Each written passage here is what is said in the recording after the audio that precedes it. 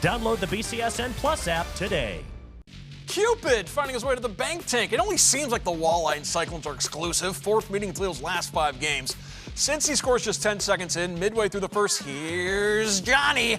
Johnny Waldron, third goal since joining Toledo last weekend, ties the game. Since he reclaims a late fish with an answer, Tanner Kelly and Brandon Cruz, great to see him back in the lineup, picks up an assist. We are tied at 2. In the second, Fish back down a goal. Colby Ambrosio headed Tanner Juan, just like that.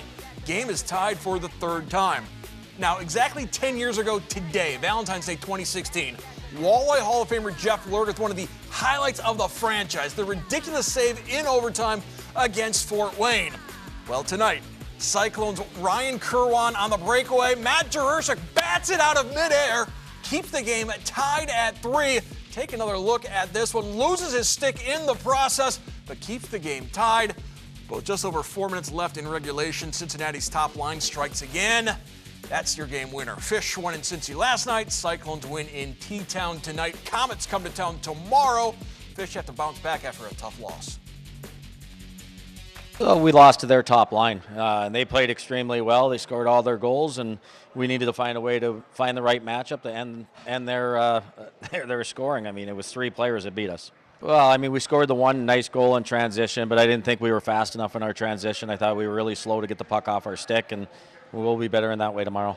We know how well they're going to play and how desperate they are to try to catch us in the standings, so we need to show up prepared. With more on the Walleye, we bring in Matt Melzak and Kendall Lindenkugel. All right, thank you. The Toledo Walleye falling to Cincinnati tonight. Kendall, it felt like this game may have boiled down a lot to what happened in the 3rd period and the fact that Cincinnati ended up being the better team in that final 20 minutes. Yeah, definitely that 3rd period was really the make or break there for that whole hockey game. You know, when I was playing, we always used to say win the period, win the game when it came down to stuff like that. And definitely that 3rd period was really the factor. Cincinnati definitely outplayed Toledo in the 3rd period. And they did it with their big line tonight, their top line, Kerwin, Rayom. Those guys led the way for Cincinnati. Yeah, that one line, they scored all of the goals there for Cincinnati, and they really dominated in that 3rd period. Toledo really struggled to generate some offense or even really get out of their D zone.